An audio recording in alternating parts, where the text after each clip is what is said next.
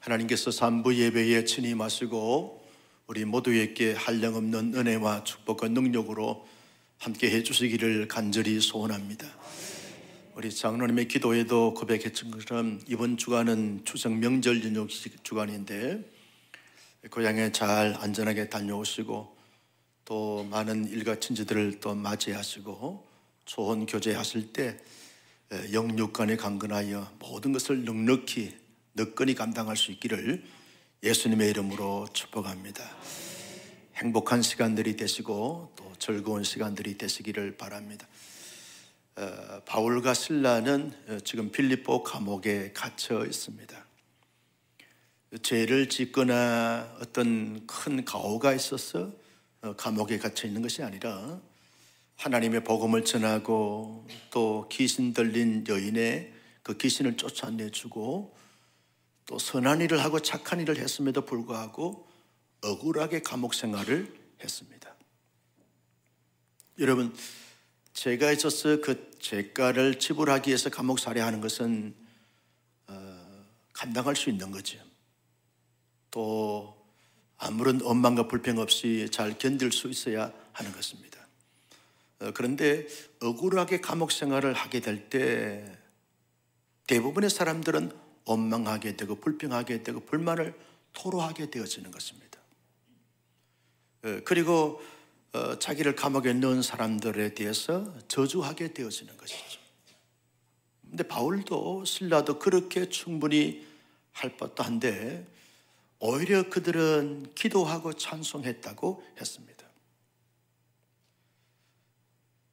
여러분, 바울과 실라의 입장에서 기도하고 찬송했다라고 하는 이 사실은 우리에게 많은 도전과 감동을 주는 그러한 부분인 것입니다.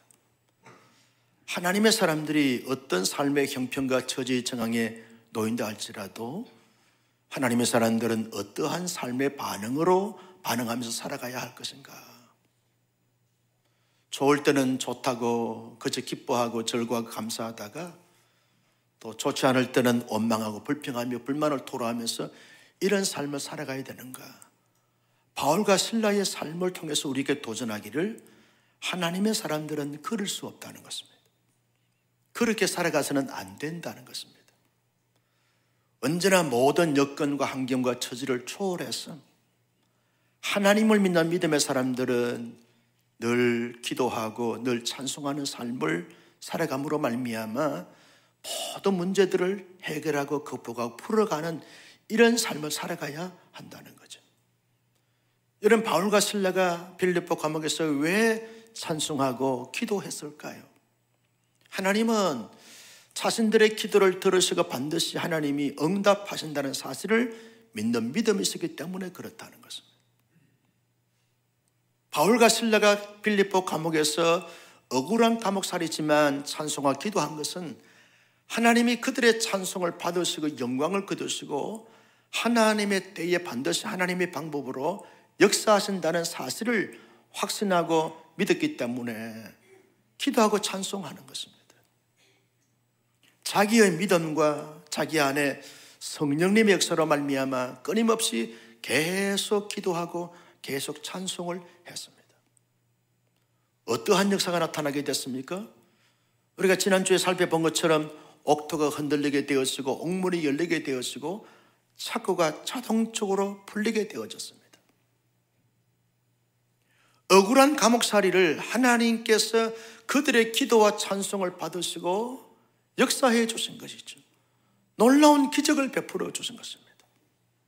나는 우리 온 사랑교회 성도님들이 이 힘들고 어려운 세상을 살아가면서 또 때로는 억울한 그런 말을 듣고 일을 당하는 그런 가운데 있다 할지라도 여전히 하나님께 기도하고 찬송함으로 말미암아 바울과 실라가 체험했던 하나님의 능력과 풀림의 역사를 경험할 수 있기를 예수님의 이름으로 축복합니다. 여러분, 옥문이 열리고 착고가 풀렸으면 나가면 될 터인데 나가지 않고 그대로 앉아 있습니다. 이유가 뭡니까?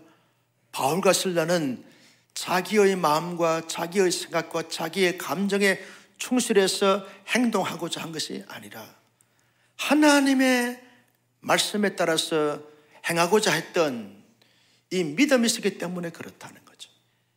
하나님의 때에 하나님의 방법으로 하나님의 역사로 모든 삶을 살아가기를 원했기 때문에 기다리고 있는 것입니다. 이런 많은 사람들의 가오가 뭡니까? 하나님의 때는 지금이 아닌데 자기의 생각에 지금이라고 생각해 지금 행동하고 지금 움직이는 것입니다. 하나님의 때보다 하나님의 타이밍보다 앞서감으로 말미암아 얼마나 많은 사람들이 후회하고 탄식하는지 모릅니다.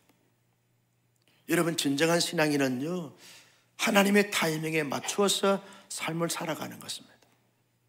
하나님께 기도하고 묵상하는 가운데 하나님이 이렇게 역사해 주실 때, 그때 반응할 때, 그때는 결코 사람들이 볼 때는 늦는 것 같아도 늦지 않는 것입니다.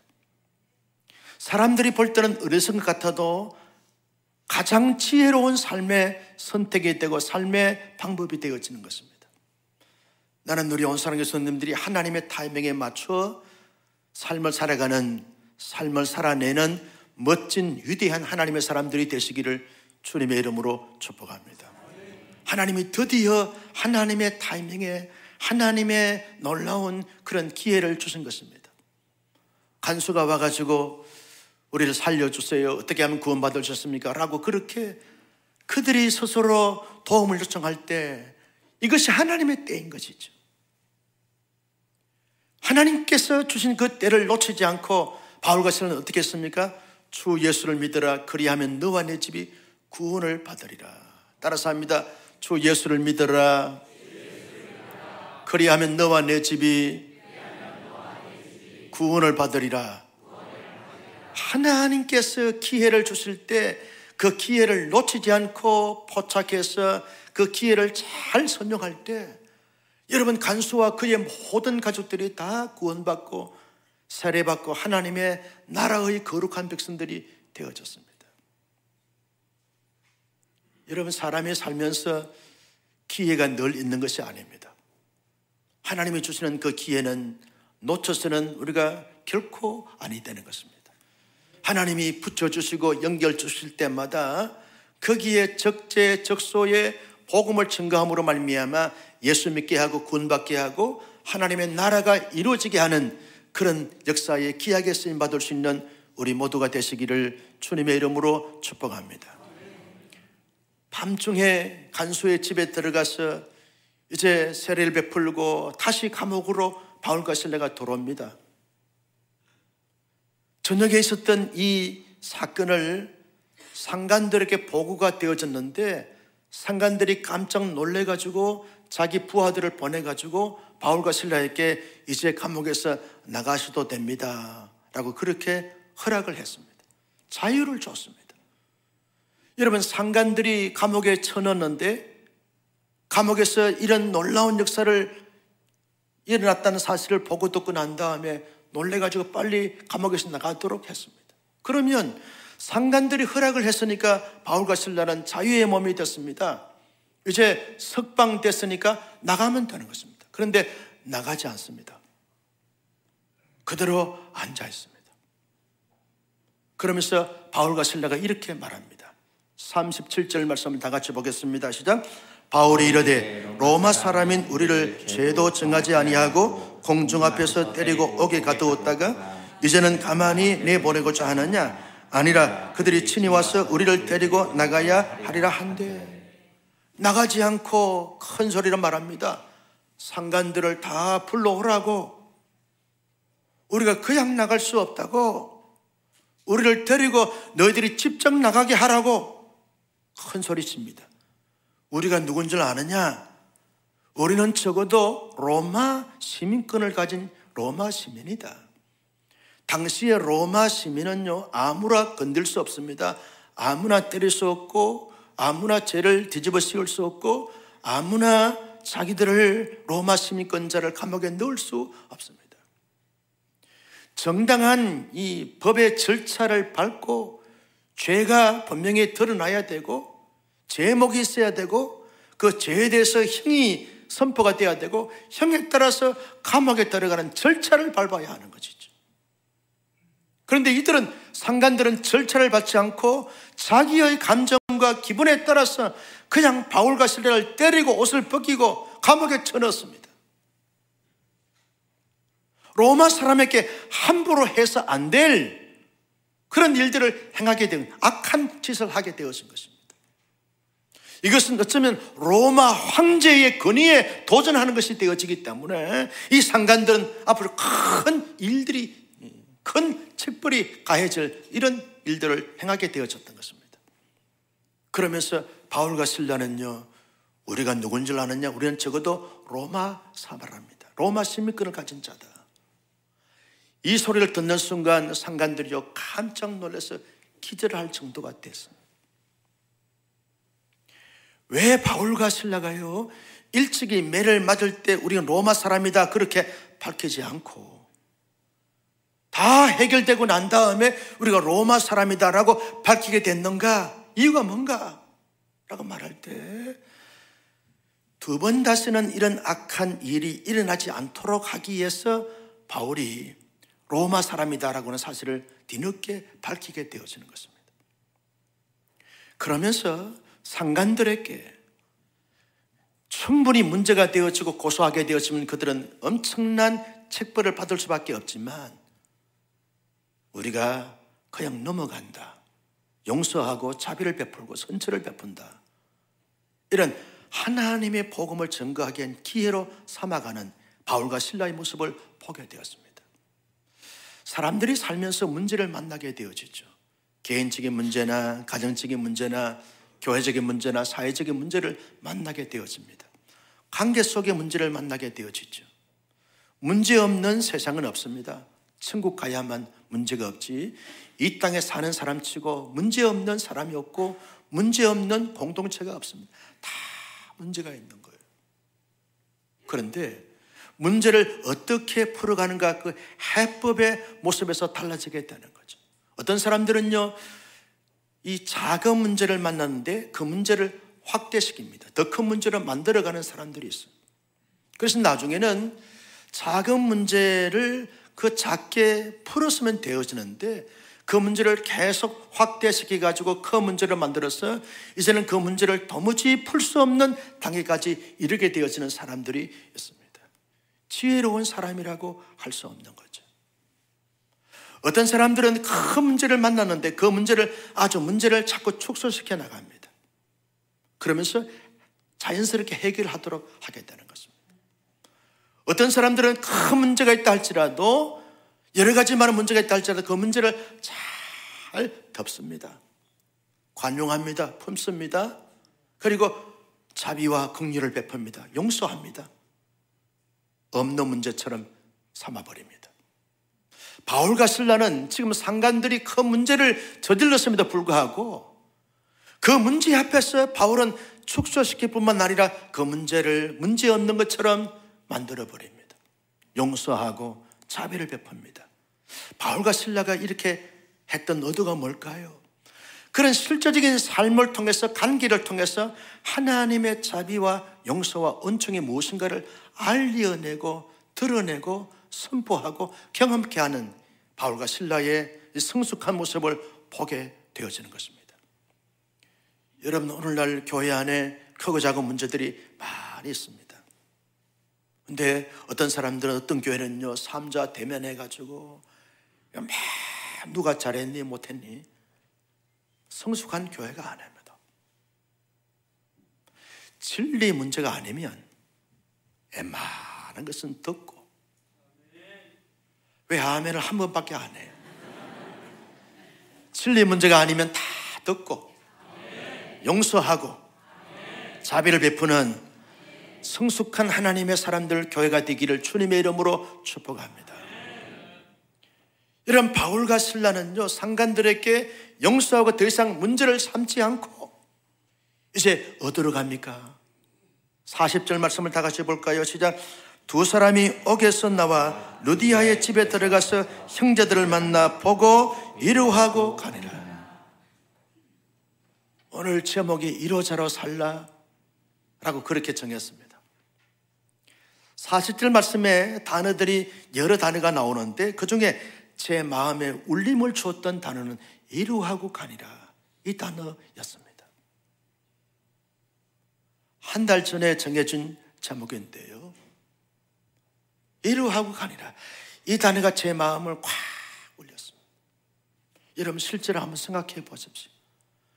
누가 감옥에 들어가서 고난당하고 고초를 당했습니까? 바울과 실라입니다. 누가 위로받아야 됩니까? 바울과 실라 아닙니까? 진작 위로받아야 될 사람은 바울과 실라입니다. 왜요? 억울하게 감옥살이를 했어요. 그 마음과 심리와 정서 상태가 얼마나 괴롭고 고통스럽고 분노가 치밀어 올랐겠습니까? 얼마나 그 마음의 상처와 아픔과 고통이 커서 그 상처가 너무나 깊고 커서 쓴뿌리가 됐을 거예요. 그 마음의 독소가 됐을 것입니다. 현대인들이 지금 분노에 가득 차서 분노를 조절하지 못함으로 말미암아 분노 조절 장애인들이 많다고 사회가 지금 떠들고 있는데, 진작 분노를 바라야 될 사람들은 바울과 실라인 거죠. 왜? 억울하게 감옥살이 했으니까, 불법적으로 감옥에 쳐넣었으니까, 로마 시민권자를 함부로 대했으니까 분노가 치밀어 오르게 되어지는 거예요. 여러분, 감옥에서 나와서 자기의 어떤 심리적으로 안정을 시키면서 치료하고 치지하고 격려하면서 모든 것이 평정 상태에 이르도록 시간이 많이 요하게 되어지는 거죠. 바울과 실라가 진짜 이로함을 받아서 내면의 내적인 치료가 필요한 상태에 있는 것이죠. 여러분, 매를 많이 맞았어요. 매 맞은 그 자국에 상처가 크지 않겠습니까? 발에 착고가 차 있는데 발목이 움직이면 착고가 쪼여드는 것입니다. 그러면 발목에 상처가 나지요. 매 맞은 곳에 여러분 상처가 치유를 해야 되고, 상처난 곳에 약을 바르면서 낫도록 기다리고 있어야 되는 거죠. 심신이 지쳐있고 피곤한 이 바울과 실라가 감옥에서 나와가지고 어떤 안식처에 가서 거기에서 충분한 힐링의 시간을 가져야만 합니다. 그런데 바울과 실라는 어떻게 합니까? 루디아의 집으로 갑니다. 자기의 심리 상태, 자기의 상처난 것을 돌보지 아니하고, 자기의 육체를 돌보지 아니하고 곧장 루디아의 집으로 갑니다. 왜요? 왜 루디아 집으로 갑니까? 루디아의 집에는 루디아의 온 가족이 있습니다. 그리고 귀신 들렸다가 나음을 받았던 여인도 있습니다.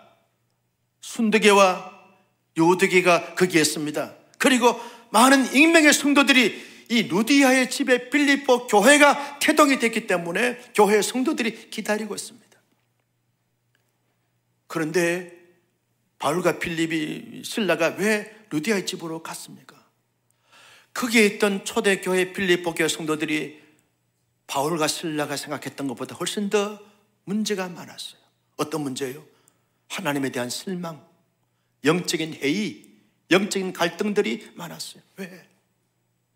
하나님의 복음을 전해서 저들이 하나님을 알고 예수를 믿고 구원받고 세례받았는데, 하나님이 능력의 하나님이고 사랑의 하나님인데 왜 바울과 실라가 억울하게 감옥에 들어가도록 하나님은 허용하시는가? 이해할 수가 없는 거예요. 하나님은 능력의 하나님이시고 전능하신 하나님인데 왜 하나님은 바울과 실라가 억울하게 감옥살이 할 때, 매를 맞을 때 하나님은 왜 도대체 침묵하고 계시는가? 도와줘야 되는데, 막아줘야 되는데, 감옥에 들어가지 않도록 해줘야 되는데 하나님은 왜 가만히 계시는가? 이러한 영적인 갈등과 회의감에 빠졌어. 과연 신앙생활을 해야 되는가? 교회를 지켜야 되는가? 말할 수 없는 내면의 갈등과 회의로 인해서 상처를 받았어요. 바울과 실라가 생각할 때 자기들의 상처보다 더 깊은 상처, 더 큰 상처를 받은 빌립보 교회, 초대교회 성도들의 마음을 만지기 위해서, 그들을 위로하기 위해서 감옥에서 나오자마자 손살같이 달려갑니다. 루디아의 여러분 마음을 만집니다. 루디아의 가족들의 마음을 만집니다. 귀신 들렸다가 나았던 여인의 마음을 만집니다. 순덕이와 유고덕이의 마음을 만졌습니다. 초대교회 빌립보 교회 성도들 가운데 일찍이 멤버가 됐던 사람들의 마음을 만져줬습니다. 하나님은 살아계신다고. 하나님은 살아계신다고. 너희들 갈등하는 거 그거 옳지 않다고. 하나님은 살아계신다고. 우리를 보라고.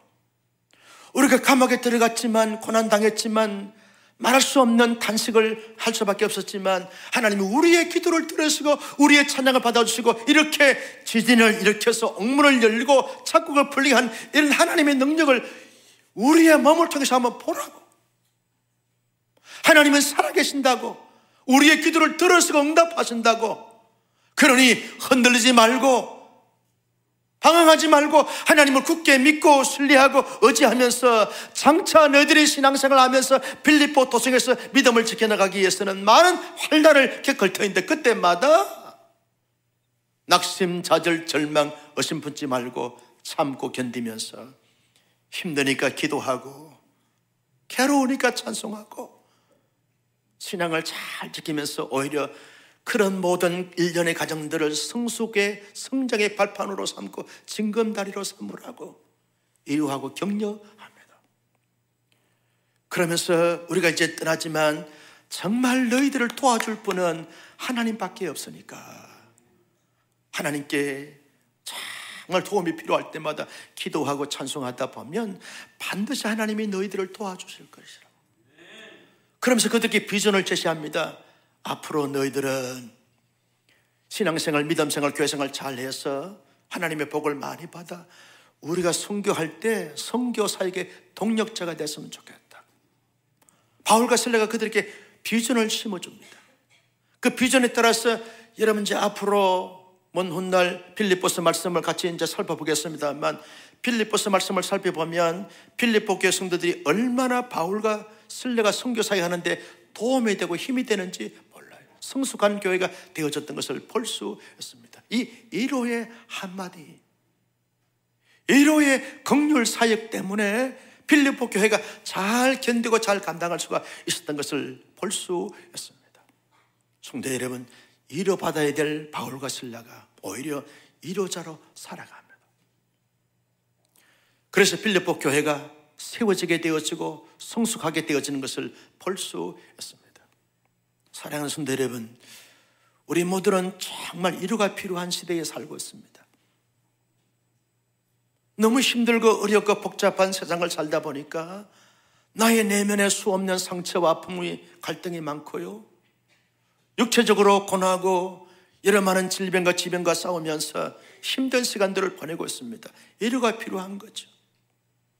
현실의 삶도 힘들고 어렵지만 미래도 불확실한 미래를 우리가 살아가야 되니까 불안한 것이죠.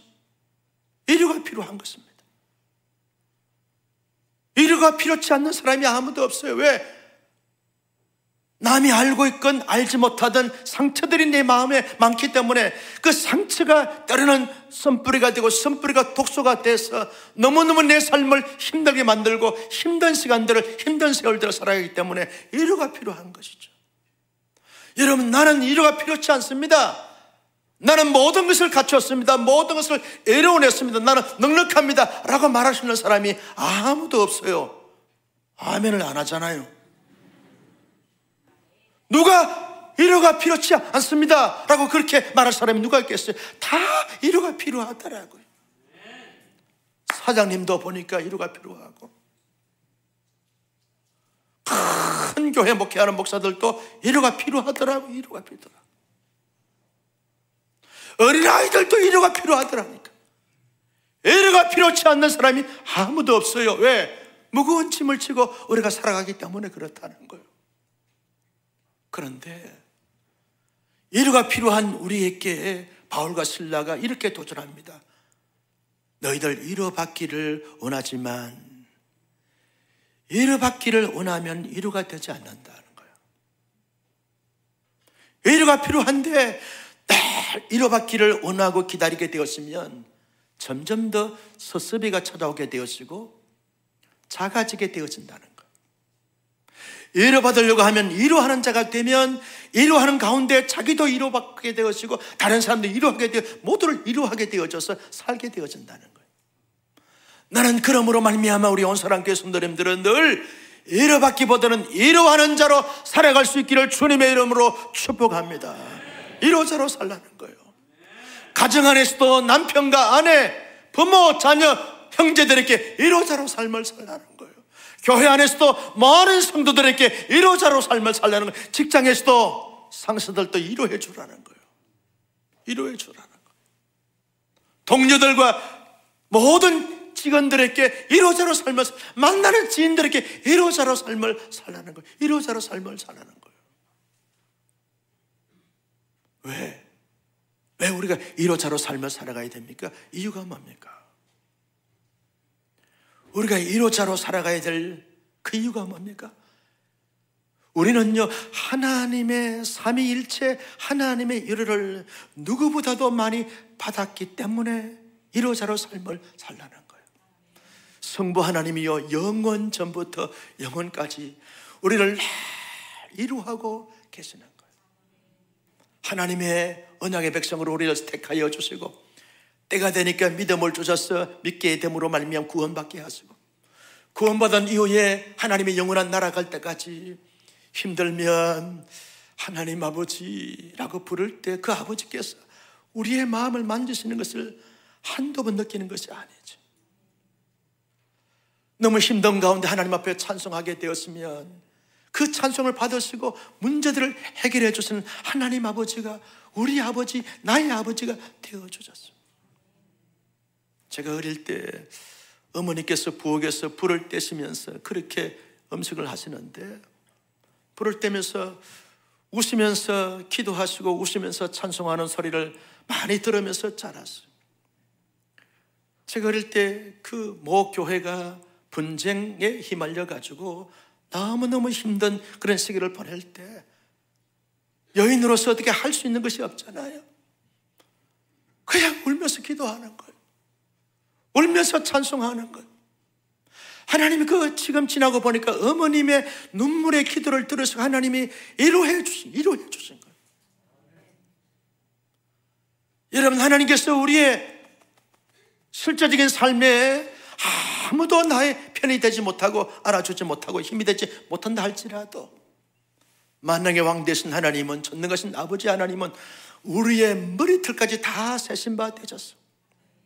우리가 하나님 아버지라고 부를 때 그 아버지께서 나의 사랑하는 아들아, 내가 안다, 내가 안다. 사람들은 아무도 너의 마음을, 너의 심리 상태를, 너의 근심 걱정 몰라도 내가 안다, 내가 안다. 하나님이 그렇게 다가오시는 거예요. 아무도 없는 빈 예배당에 나 홀로 앉아가지고 하나님 앞에 깊이 기도합니다. 하나님 아버지. 그럴 때 아버지께서 아들아, 힘드냐? 아들아, 정말 힘들구나. 이런 느낌이 올 때 얼마나 위로가 되는지 몰라요. 위로가 되는지 몰라요. 개척하기 전에 청계산 기도원에 올라가가지고요, 밤을 지새우면서 밤이슬을 맞으면서 기도할 때 하나님, 어디로 가야 합니까? 어떻게 될 것입니까? 막막한 거예요. 지난 주간에 우리 김우라 목사님이 한 주간 오살리 가서 금식 기도하고 왔는데 기도원에 가서 기도 좀 하고 하나님의 응답을 좀 받고 시작해라. 올라갔다 왔어요. 어디로 가서 어떻게 해야 됩니까? 라고 막막할 때 하나님께서 다 위로해 주시고 힘을 주시고 능력을 주시는데 내려오는데 말이죠, 저 양재동 말죽거리가 번쩍이잖아요. 근데 이런 마음이 들더라고. 저 강남 일대가 다 하나님의 것인데 장차 내 것이 될 줄로 믿습니다. 이런 용기가 생기는 거예요. 그래서 수원에 강남의 교회가 생긴 거예요. 여기가 강남이에요. 강북은 아니지 않습니까? 아버지께서 위로해 주시는 거예요. 여러분, 예수님이 십자가 위에서 수많은 죄의 짐을 지고서 해결할 수 없어 머무르고 있는 죄인들을 위하여 예수님 십자가에 못 박혀 달려 돌아가셨습니다. 십자가에 달리신 예수님께서 다 이루었다, 테텔레스타이, 다 이루었다, 다 이루었다.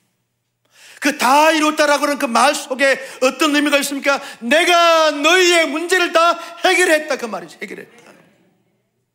이보다 더 위로의 말씀과 격려의 말씀이 어디에 있습니까? 여러분, 성령 하나님께서 우리의 곁에서 파라크레토스, 내 곁에서, 내 배후에서, 내 내면에서, 내 실제의 삶 속에서 늘 지지하시고 응원하시고 풀어주시고 해결하시고 역사해 주신 성령님이, 여러분, 성령님의 이름은 위로자예요.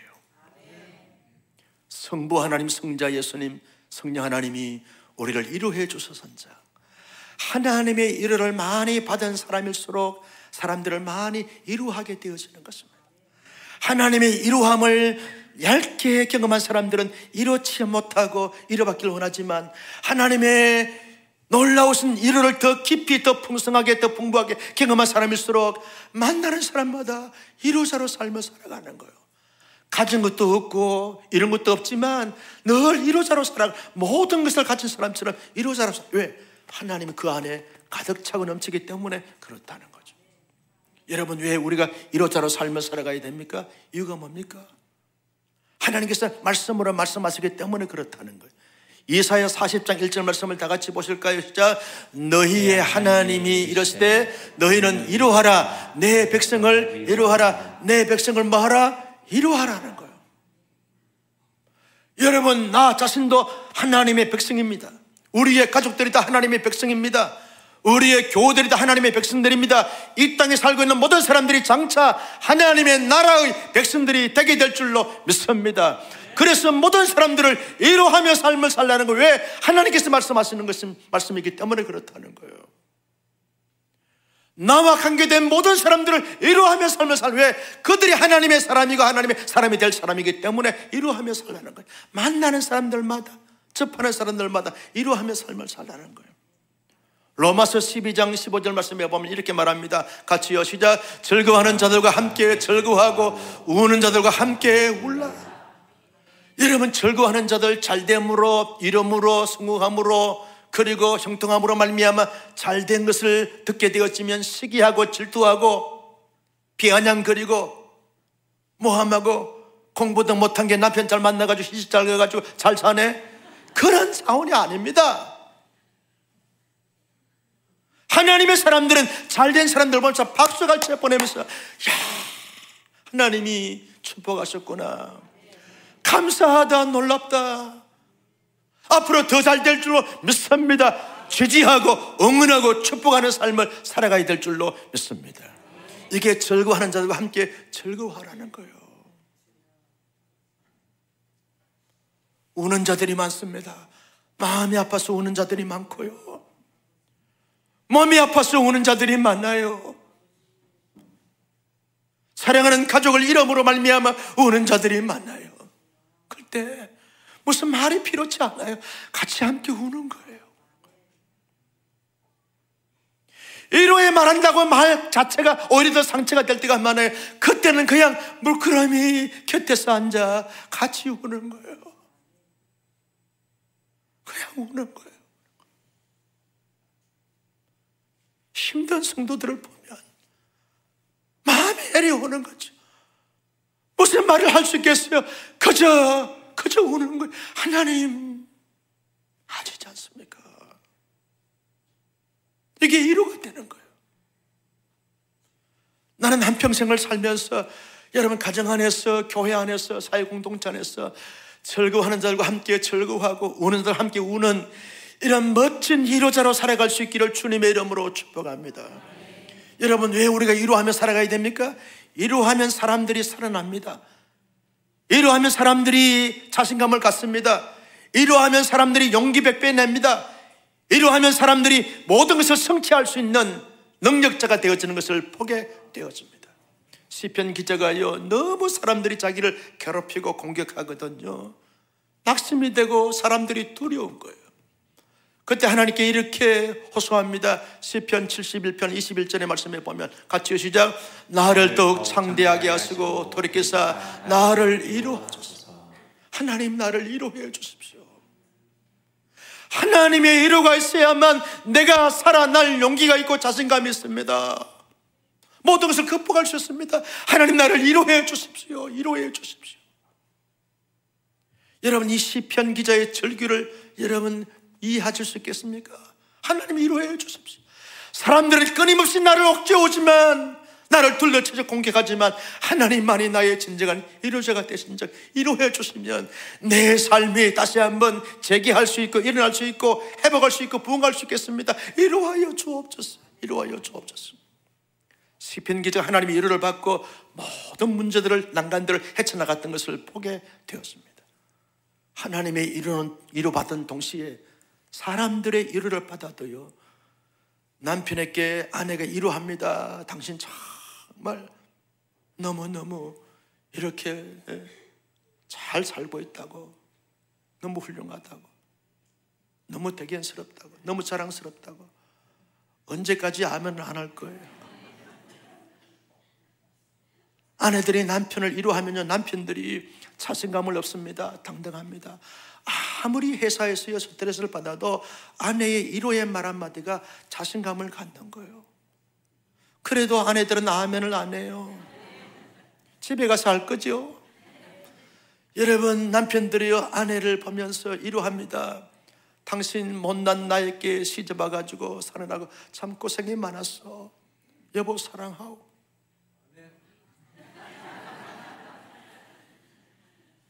이 한마디가 아내가 그동안 살았던 수십 년간의 상처와 쓴뿌리와 독소가 다 사라지게 되어지는 거예요. 나같이 훌륭한 사람이 시집 와가지고 잘 먹고 잘 살았지? 그 남편 아니면 더 좋은 데 가요. 늘 아내를 위로하면서 아내의 마음속에 있는 상처와 아픔을 싸매어주는 위로가 필요한 거예요. 위로가 필요한 거예요. 아이들에게 너희들 우리 가정에 아들로 딸로 태어나서 사느라고 정말 수고 많다. 그 한마디가 아이들에게 자신감을 심어주는 거예요. 부모 잘 만나서 공부한 줄 알아? 다른 부모 만났으면 강남에 살아요. 여러분, 중요한 것은 아이들에게 위로가 필요한 거예요. 연세가 많으신 부모님께 어머니의 아들로, 아버지의 아들로 태어나서 살아온 것이 참 하나님의 축복입니다. 이 한마디는 부모들에게요 영육간의 강건함으로 주어지는 복이 되어진다니까요. 다른 친구는 금수저 됐네, 우리 부모는 흙수저라고. 설찬이가 없는 것입니다. 위로가 필요한 거예요. 여러분, 교회에 만나서요 위로하면 성도들이 다 영적인 세포가 활성화되어지는 것입니다. 교회가 부흥되어지고 교회가 하나님의 은혜가 넘치게 되어지는 것입니다. 위로하며 살 수 있기를 주님의 이름으로 축복합니다. 제가 중소도시에서 고등학교를 졸업했는데요, 고등학교 다닐 때 다녔던 교회가 중앙교회인데, 이 교회에 학생회가 저희가 이제 활동함으로 인해서 많이 부흥이 되고 성장이 됐어요. 저희 반에 48명의 학생들 가운데 32명이 다 우리 교회에 나올 정도로 열심히 전도해가지고 부흥을 일으켰어요. 그때 장로님 한 분이 임시성을 가진 장로님이신데, 이 장로님께서 학생의 부장 장로님이셨어요.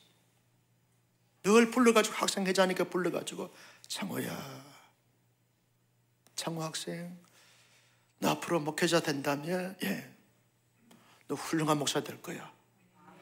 그 한마디가 제 가슴에 지금까지 울리고 있어요. 그 한마디가 장로님이 그냥 불러가지고 위로의 말 한마디. 아이스크림 사주지 않았어요. 말만 했어요. 그런데 그 말 자체가 얼마나 위로가 되는지 몰라요. 여러분, 교회에서는 지적질 하는 것이 아닙니다. 다 위로하는 거예요. 여러분, 주차 안내하시는 분들 보면서 위로하고, 식당에서 봉사하시는 우리 장로님, 권사님, 성도들 보면서 위로하고, 안내하시는 분들을 위해서 기도하고, 위로하고, 늘 위로하는 거예요. 교회가 위로가 넘치는 교회가 되어지기를 주님의 이름으로 축복합니다. 어떻게 위로해야 될 것인가? 진심을 담은 말로, 입술의 고백으로 위로하자는 거예요. 사랑합니다. 축복합니다. 잘 될 것입니다. 기대가 됩니다. 멋지십니다. 시작. 사랑합니다. 축복합니다. 잘 될 것입니다. 기대가 됩니다. 멋지십니다. 이런 말이 그냥 말 같아도 진심을 담고 말하게 된 그 사람들의 내면에 행복 기운이 돌게 되어지는, 세포가 춤을 추게 되고 노래를 부르게 돼서 삶을 살아나게 되는 거예요. 이번 추석 명절 때 오고 가면서 수많은 사람들을 만난다 할지라도 말로 마음으로 이루하는 거예요. 여러분, 주차장에 차들이 이렇게 되어 있다 할지라도, 빨리 빼지 않는다 할지라도 늘 이루하는 거예요. 오죽하면 그럴까? 사랑합니다. 축복합니다. 그렇게 해보면 다음 주는 빨리 뺍니다. 말로, 진심을 담고 위로의 말로, 격려의 말로 위로하는 말로, 표정으로 위로해. 표정으로 마치 분일 하나님의 얼굴로 위로하는. 여러분, 남편에게 아내가 환한 얼굴로 하게 된 그 밝은 얼굴을 보면서 모든 위로가 되어지는 거예요. 남편의 환한 얼굴이 아내의 상처가 다 싸매어지고 감사한 위로가 돼요. 뭐한데 그렇게 인상을 쓰세요? 여러분 말고 항상 주차장에서도 직장에서도 직장 동료 이렇게 물어야 돼요. 주말에 무슨 일이 있었냐? 있었지요. 무슨 일? 은혜 받았어요. 천사의 얼굴입니다. 할렐루야. 자오를 보면서 환하게 웃고 할렐루야. 여기가 천국이 되는 줄로 믿으시면 아멘. 말과 표정으로 위로하라는 거예요. 그리고 실제적으로 위로하라는, 실제적으로 시간이 필요한 사람 시간을 내주면서 위로하고, 물질이 필요한 사람이 물질을 좀 도와주면서 위로하고, 지식으로 어떤 정보가 필요한 사람 정보를 도와주면서, 기술로, 능력으로 자기 가지고 있는 것을 가지고 실제로 구체적으로 사실적으로 위로하고 격려하고 지지하라. 가장 중요한 것은 여러분, 그를 위해서 하나님 앞에 기도하는 것이죠. 하나님, 나는 부족해서 위로가 되지 못한다 할지라도 하나님이 위로해 주시길 바랍니다. 여러분의 기도를 들으시고 반드시 하나님께서 위로해 주실 줄로 믿으시면 아멘. 늘 기도하는 거예요. 늘 축복하는 거예요. 그리고 하나님 앞에 은혜 받았던 말씀을 잘 정리해 가지고, 내가 이번 주간에 이 말씀을 통해서 은혜 받았는데 이 말씀을 내 마음을 담아서 사랑하는 형제 자매에게 전한다고 전해 보십시오. 카톡으로 헌담하지 말고, 뒷담화 까지 말고, 비방하지 말고, 모함하지 말고, 위로의 메시지, 격려의 메시지를 계속 전해주는 거예요. 밤 9시 넘어서는 보내면 안 됩니다. 12시에 가끔씩 보내는 사람들이 있다니까요. 이런 사람은 새벽기도 안 하는 사람들입니다. 9시 전에는 격려의 메시지, 위로의 메시지를 전해주면서 나도 위로받고 남도 위로하고 공동체 모두를 다 회복시키고 살리는 우리 모두가 되시기를 예수님의 이름으로 축복합니다. 나는 이번 명절 연휴 기간에 늘 위로자로 살겠노라고, 만나는 사람마다 위로하겠노라고, 위로자의 사명을 감당할 수 있는 사명자로 될 수 있기를 주님의 이름으로 축원합니다. 존귀하신 아버지, 주신 말씀 마음속에 새겼습니다. 이 말씀을 따라서 이 말씀대로 살아갈 수 있는 신실한 하나님의 사람들이 다 되게 하여 주시옵소서. 위로받기보다는 위로하며 살 수 있는 위로자가 되게 하여 주시옵소서.